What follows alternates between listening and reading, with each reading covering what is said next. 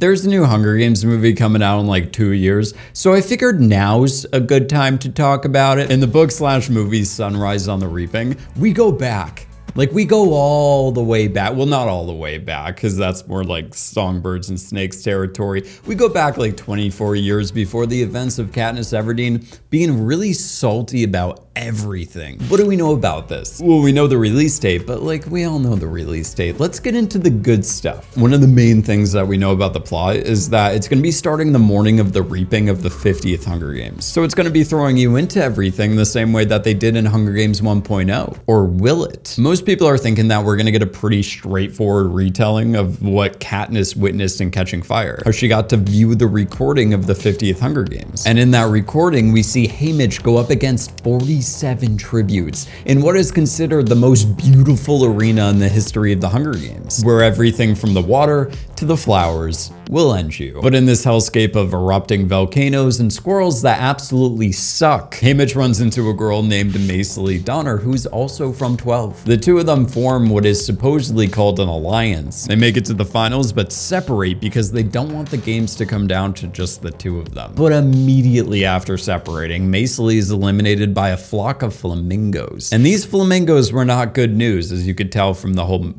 killing her, leaving alone Haymitch and a District 1 tribute to fight for the title. And spoilers, he wins. And anyone could think that this story would just be told through the perspective of Haymitch. But I don't know. I don't think that's going to be the case, because oh my carnivorous squirrels, there is so much to unpack from just the cover of the freaking book alone. Some of this may seem like a stretch, but bear with me. We're definitely going to see that Haymitch stuff go down, but it's only going to be a part of a larger story, because Haymitch isn't going to be the main character of the next movie. No, it's going to be Plutarch Heavensbee. And speaking of explaining things, one of the ways that I've been improving my whole explaining stuff to an audience is by taking some of the classes on today's sponsor, Skillshare. For those who aren't in the know, Skillshare is the world's largest online learning community for the creative people like you and I, as they've got thousands, and I mean thousands of classes led by industry experts across like film, illustration, design, freelance, productivity, and the list just keeps going, people. Some of my favorite kind of classes in their community would be in the film and video and like creative writing sections, like this class where MKBHD takes you through planning and creating YouTube videos that are true to you, but can also have a wide appeal. And this is something that I'm always trying to balance, as I want to create videos that feel more me and feel a little bit more niche, but also needing them to hit that wider audience so I can grow my channel and sustain my decision of becoming a YouTuber. My favorite class right now would be Mila Goldberg's Creative Writing Bootcamp. Even though I've been brilliantly writing nonsense for the past like how many years, I love discovering these boot camps because no matter how much experience you have, you can always be learning something new. Mila over here, this person, is sharing strategies that can help my writing become more authentic and natural, overall helping me discover new ways to make the scripts that I write for this channel have a better flow to them and more effectively articulate what I'm trying to say. So if all that sounds like something you'd want to try out for yourself, well, you can get started today. The first 500 people to use the link in the description below, this link right here, are going to receive a 1-month free trial to Skillshare. So go check it out for yourself. Anyway, back to the nonsense about Plutarch I was just talking about. I don't think Sunrise on the Reaping is going to be told from the perspective of Haymitch, or Snow, or even Buttercup. No, Donnie, because we've already seen the Hunger Games told from the perspective of a tribute, and we've already seen it told from the perspective of a mentor. What we haven't seen yet is the Hunger Games told through the perspective of a game maker. And I know some of you out there are probably like, we got to see Seneca Crane in the first movie, but he wasn't the main character. We weren't solely seeing it from his perspective. With prequels, I feel like any good writer is going to try to elevate the story that we already know, whether that would be adding an additional storyline or telling the story from a fresh, new perspective. I agree with this Instagram account, Capital Hosts, this account right here, where they just came out of nowhere and said that the purple on the front cover is hinting at Plutarch Heavensbee. And I agree with that, because in the books, the game makers, both men and women, are dressed in these deep purple robes. And that includes you, Plutarch Heavensbee. You, sir, are seen in both the movie and the book wearing these majestic purple robes that, if I may add, are stylish as which is a hard thing to say for a Capital resident. We also see this wing of the Mockingjay bringing up themes of the Second Rebellion, mainly because the Mockingjay was the symbol of the Second Rebellion. This is why people come to my channel, for that kind of insight. The Second Rebellion is something that Haymitch nor Buttercup would be involved with for another 24 years. And that Second Rebellion is something that Snow hasn't dealt with since the 10th games. Going back to the cover, there's also the cracks in the concrete, aka cracks in the foundation of the capital, aka the cracks in the foundation of Snow's reign. This also works hand in hand with the word choice sunrise, because I can't help but think of Catching Fire, the film that begins with Katniss looking at the sunrise over 12. The one orange thing in the frame that contrasts with the snow surrounding her. It's hope. It's the fire of the rebellion that was just ignited. So what I'm trying to say is that this next book is going to be following Plutarch's career as a game maker, as well as his involvement with the Second Rebellion. The dead giveaway that it's going to be Plutarch was in this interview with Suzanne Collins discussing the next installment, saying, with Sunrise on the Reaping, I was inspired by David Hume's idea of implicit submission, and in his words, the easiness with which the many are governed by the few. Collins continued saying that the story also lent itself to a deeper dive into the use of propaganda and the power of those who control the narrative. The question of real or not real seems more pressing to me every day. And what better way to explore the whole controlling of the narrative and use of propaganda than using the character who is literally head of propaganda for District 13. And I know some of you out there are probably asking yourselves, did Bryce just use the announcement of Sunrise on the Reaping to more relevantly deliver the much needed Plutarch Heavensbee explained video? Well, yeah. That's exactly what's going on right now. Do you remember Philip Seymour Hoffman's character, Plutarch Heavensbee, the guy that we were literally just talking about? He was named after the Platonist philosopher, historian, priest, essayist, and/or biographer named Plutarch. You and I, first ran into Plutarch in Catching Fire. But Katniss first ran into him during her private training session with the Gamemakers in the first movie. Do you remember the whole... Well, during this moment, apparently Plutarch was somewhere in the back over here, getting startled and tripping backwards into a punch bowl. An accident that he supposedly never recovered from. Katniss doesn't get the hint that when Plutarch was saying that he never recovered from the punch bowl incident, what he truly means is that he never recovered from the impact that her defiance had on him. She doesn't really read between the lines and instead goes like, well, a bunch of tributes from the Hunger Games that I was just in, they're never gonna recover. And I'm sitting over here like, Katniss, take the hint. But who can blame her? Honestly, she was from District 12 and she has no experience being a snake in the Capitol. Speaking of which, during their first conversation together, Katniss and Plutarch gives Katniss another hint that he's on her side and that he's planning something by pulling out a golden pocket watch with a Mockingjay symbol on the glass that will like appear for a brief moment for him to go like, hey, look it, I'm with the Mockingjay movement. Then he proceeds to tell her a blatant lie that he has to attend a meeting with other game makers at midnight, which was hinting at the clock arena. And during this moment, he's talking about the rebellion, but instead of using the word rebellion, he's using the word arena. You know, like a clever person, claiming that they've been working on this arena for years, because arenas and rebellions aren't built in a day. A reference to Rome wasn't built in a day, because Suzanne Collins. But then Plutarch cut that out because he and Haymitch came to the agreement that they should probably keep Katniss and Pita Bread in the dark, which is why Plutarch was intentionally ignoring Katniss during the training sessions. But regardless of trying to keep them in the dark, there were still hints later on revealing that Plutarch was trying to protect Katniss. Like when Pita was painting a portrait of Rue to hold the game makers responsible for her death, and Katniss goes ahead and just hangs Seneca Crane. That should have been the end of them. They both should have received zeros for their training scores. Cinna even claimed that there's a first time for everything, saying no one's ever received a 0 before, but it's most likely gonna happen. But instead, the exact opposite happens. Katniss and Pita break Hunger Games history and both receive 12s, after they just did the polar opposite of what they were supposed to do. Plutarch is the head game maker, so he could make that happen, and he could also make this happen, as in Katniss's weapon of choice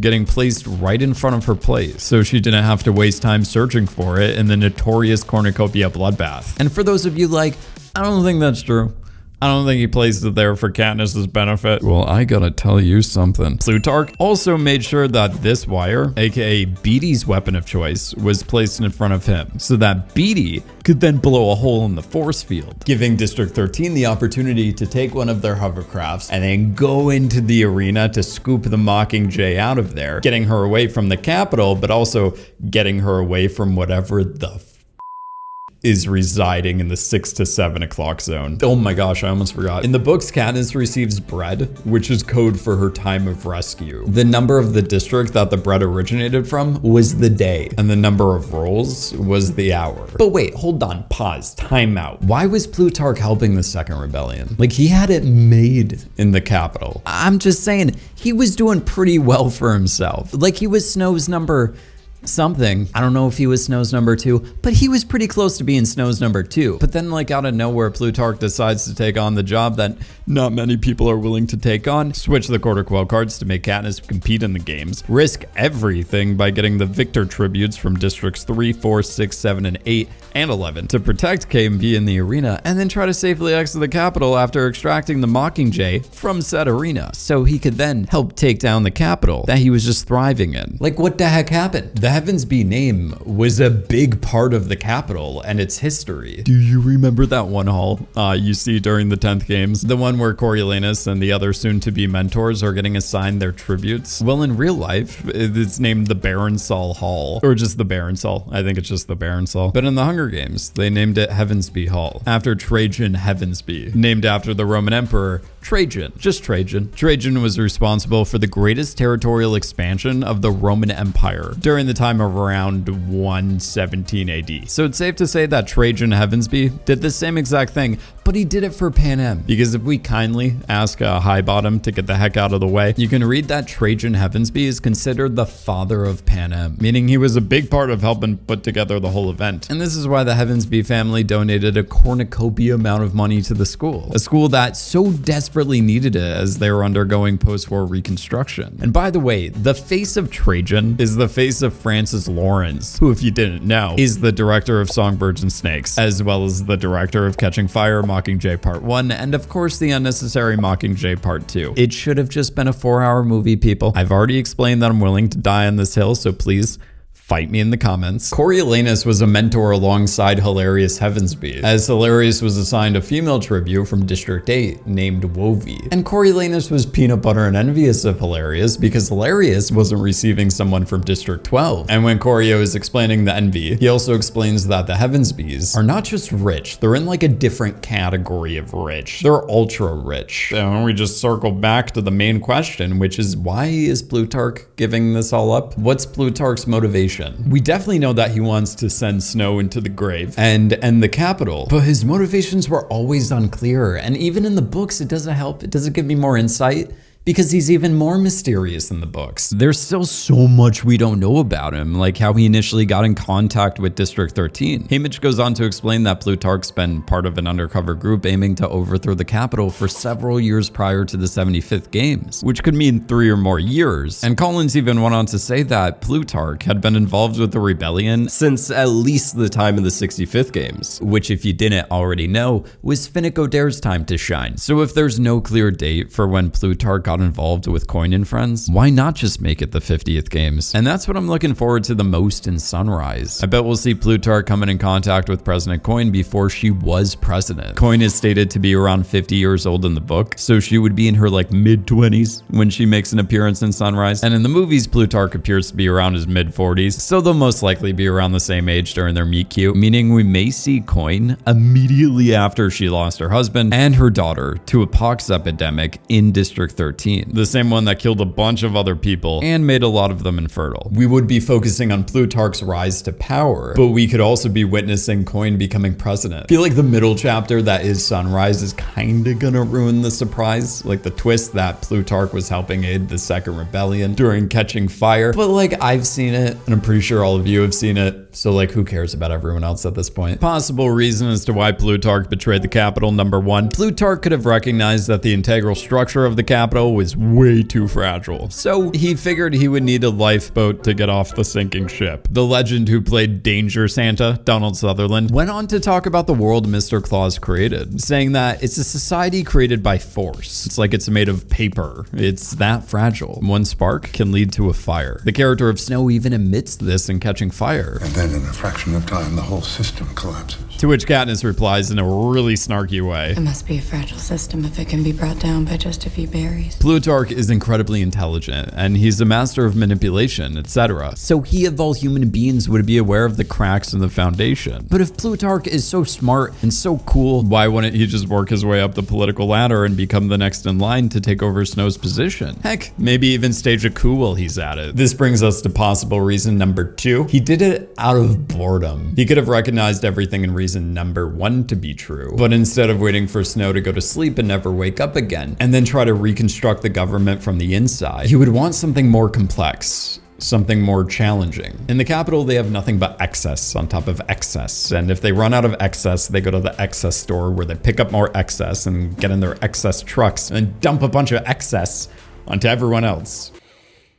Excess. They literally have drinks to make them throw up so that they can keep eating food. I think too much of any good thing can numb anyone, and it becomes monotonous. Plutarch was stuck in this hellscape of tacky clothing and overindulgence. And if Plutarch had experience as a game maker and a head game maker, and was raised in the capital to eventually try to run the games one day, because that was the way to get ahead of everyone else, maybe over time he's just been so used to the games. And maybe he got sick of the game that he was currently playing, as it was fixed and you always knew the outcome. So he wanted more of a challenge. And what better way to do that than to fight for the underdog? I don't necessarily believe that that would be the sole reason Plutarch left the capital, but the sport of it all, the challenge of leading a revolution, was definitely a bonus for him. Possible reason number 3. He actually cares. Possibly. I don't know. I think, but then again, maybe or maybe not. Did he ever truly care about Katniss? I'd like to think he did.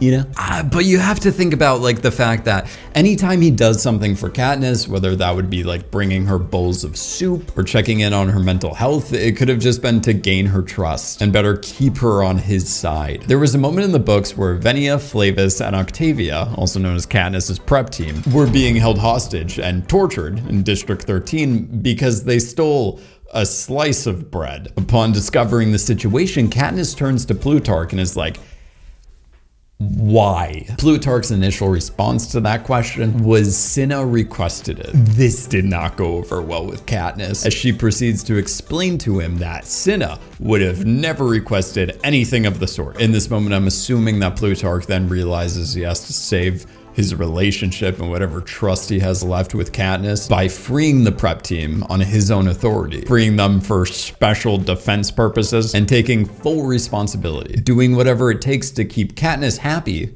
and therefore compliant. After all, he did admit that without Katniss, there is no revolution. And Plutarch is more closely involved with the Mockingjay in the book. Like, he was originally the one to show Katniss the Mockingjay armor that Cinna sketched for her. But I agree with the change that they did in the movie because I think that Effie sharing the sketches with Katniss made a little bit more sense. Plus, it gave Effie something to do. Effie didn't really do much in District 13. By the time of Mockingjay Part 2, she was kind of just existing in the background. Did anyone else notice that? Plutarch liked Katniss as his #1 person to film the propos because, in his words, the best part about working with someone from 12 is that despite the lack of razzle-dazzle, 12ers have spontaneity. And who better displays that kind of spontaneity than the girl who can't stop impulsively shooting her arrows at political figures? President Coin wanted someone like Peeta to be the poster child of the Second Rebellion, but Plutarch insisted that it should be Katniss because he saw Katniss Everdeen's impulsivity and lack of razzle-dazzle as something that the rest of Panem favored over the polished and clearly scripted propaganda. It was something that was more easily digestible. Plutarch used authenticity as his weapon of choice during the war. Plutarch is a pessimistic cucumber with just a shred of optimism. It's no coincidence that he's named after a historian, granted a biased historian, but still a historian. Hunger Games Plutarch is wise and logical in his approach, so he tends to look at humanity through a more objective lens. Regardless, when the rebels allied with District 2, the capital was cut off from the outside, just like District 13 from the Dark Days. Except the residents of the capital lacked the knowledge and the willpower to reinvent themselves and become self-sufficient. 13 only knew hardship, while the capital, in Plutarch's words, was panem et circenses. circenses, a Latin phrase meaning bread and circuses, referring to the satisfied populace who was given food and entertainment, causing them to give up political responsibility and therefore their power. So Plutarch tries to flip the table by giving the districts the food and providing them with entertainment, like broadcasting Annie and Finnick's wedding. Anyone who's always laughing at their own jokes and not caring if people are laughing with them or not, I don't know, sometimes it's cool. It can be an indicator of someone who's a little bit too self-involved. So yeah, come to think of it, Plutarch was kind of as shady as coin. Like there was that one moment where Plutarch tried putting Mutt Peta, a certified flight risk, with the dream team as they were entering the capital. And when making up that star squad for the propos, Plutarch wanted to send in as many young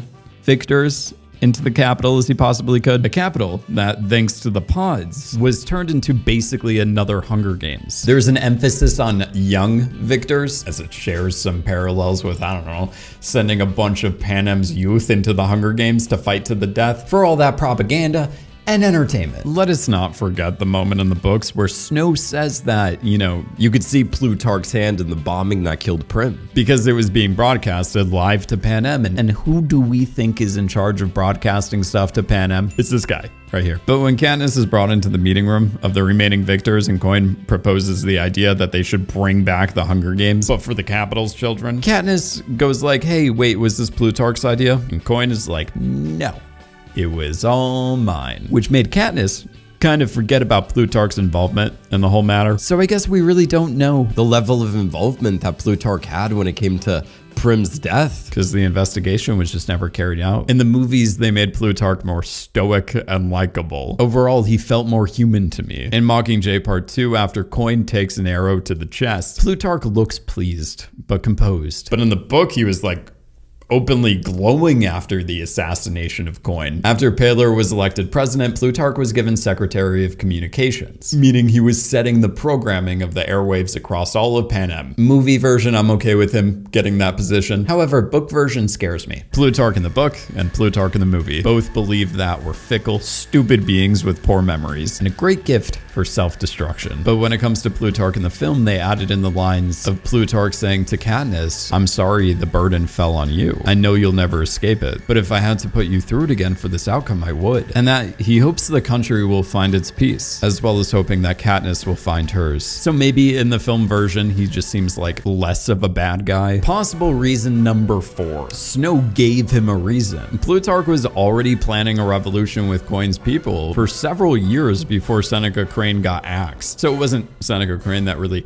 turned him, but maybe since people like Seneca Crane kept getting eliminated for things that were kind of outside of their control, Plutarch didn't want to stay in Snow's game any longer. Plus, you have people like Katniss, Finnick, Peta, definitely Joanna, and Haymitch having their own personal vendettas against Snow. Who's to say Plutarch doesn't go through something similar, where Snow takes someone out of the equation that Plutarch loved or cared about, inadvertently causing Plutarch to hold a grudge against Snow for like 20-something years. Regardless, Snow and Plutarch are most likely going to be working closely together in Sunrise, maybe even sharing a similar dynamic that Dr. Gall and Corio had in Songbirds and Snakes. Tom Blythe had already mentioned that he's more than willing to come back to play Snow again, and I feel like everyone who likes the Hunger Games is like, yeah, that sounds like a great idea. I think that it may be difficult getting a 28-year-old to realistically look close to 60 years old, but that's not my problem. In Songbirds and Snakes, we see them developing a system for propaganda, while Sunrise will be more about maintaining it. By the time of the 75th Games, it seems like Plutarch was Snow's most trusted ally, and probably the second most important person in the capital in terms of government positions. A lot of the arena parts of Songbirds and Snakes are focusing on the dehumanization of tributes, but also how the tributes keep proving to the audience and the mentors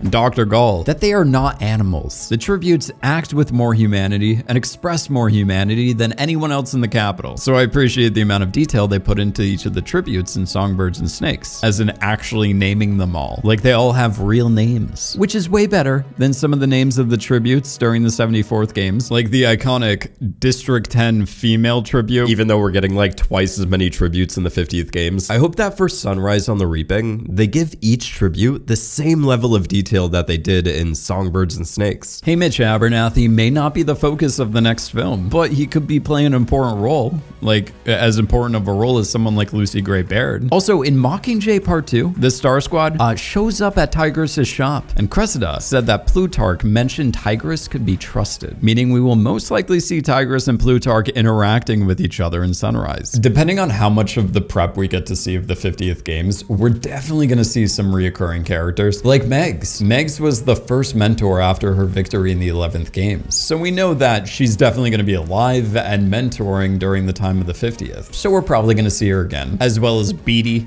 Wyrus, Chaff, and Cedar. In the books, the legendary Caesar Flickerman is seen during the interviews of the 50th games. He is described looking the exact same as he always has, but except this time he has green hair and green eyebrows. So it looks like, according to the book, Lawrence over here, this guy, is gonna have no choice. Like, he's legally obligated to bring Caesar Flickerman back. And he's probably gonna have to bring back his co-host Claudius Templesmith. Can't forget about him, even though most people do. Honestly, lucky Lucretius Flickerman could still be alive by the time of the 50th and make an appearance, like he's passing the torch on to his mentee Caesar. No more Plinths. By the time of the 50th games, Mr. or Mrs. Plinth would have died from old age, and before that their son went on like the weirdest gap year ever. So yeah, no more Plinths. I highly doubt that we're gonna see Seneca Crane because he was more of a newbie during his time in the first Hunger Games. I'm like still undecided if they're gonna bring back Greasy Say or not, but somebody's gonna have to explain to me how this very valuable Mockingjay pin that was made of real gold ended up in Greasy Say's possession. Because in the books, Madge Undersea, you remember her, the daughter of Mayor Undersea and best friend of Katniss Everdeen, gifted the pin to Katniss right before Katniss was sent into the games. During their final goodbye, Madge explains to Katniss that you're allowed to wear one thing in the arena, one thing to remind you of that one hellscape that you call home. And then she proceeds to ask Katniss if she would wear that Mockingjay pin. Madge says that the pin originally belonged to her aunt being Maysilee Donner. So I don't know if they're gonna go that route, but we may see the Mockingjay pin being worn by Maysilee in the 50th. Miss Everdeen is also going to make a return because she was best friends with Maysilee Donner, and she was there during the reaping. So we'll probably see this woman lacking a first name for just a brief moment in Sunrise. I posted a poll the other day talking about the shows and the movies that I'm going to be consistently talking about, no matter what property I'm currently focusing on. So I appreciate everyone who responded to that because I'm pretty happy that you guys want to see more Hunger Games videos. Thank you so much to the channel members on board USS Bryce. This is why you have your names floating in this liminal space between me and the camera. And you know what? Congrats on the new badges. They look really freaking toasty. And yeah. Did you guys hear that Plutarch may be coming back?